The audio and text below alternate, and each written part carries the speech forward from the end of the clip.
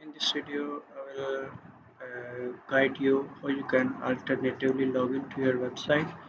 In the meantime, when I'm fixing the login issue, so first of all, you need to log into your hosting cPanel login, and then scroll down and go to this software section, and then click on WordPress Manager by Soft Close,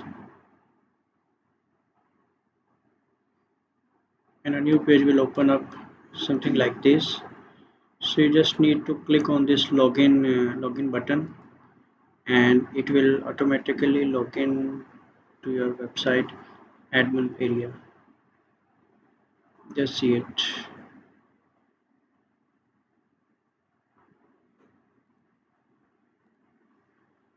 So as you can see, I have logged in from this hosting panel directly to website.